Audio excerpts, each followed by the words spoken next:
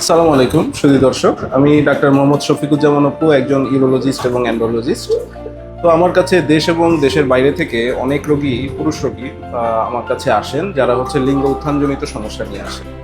এবং তারা শুরুতে একজন যৌনরোগ বিশেষজ্ঞের পরামর্শে বর্তমানে যে ভাইরাল চিকিৎসা এটার মধ্যে, সেটা হচ্ছে পিশট, সেই পিশট নিয়ে আসেন। প্রায় 12 থেকে 14 বা 15-16 অনেকে সেশন নিয়ে আসেন এবং লাখ লাখ টাকা খরচ করে আসেন, কিন্তু আলটিমেটলি তাদের কিন্তু কোনো উন্নতি হয় না।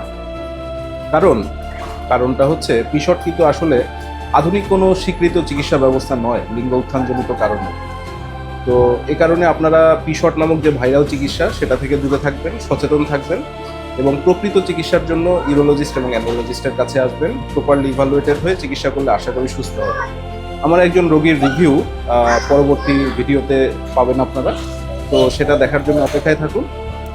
তো আজকে এর মতো বিদায়। আসসালামু আলাইকুম।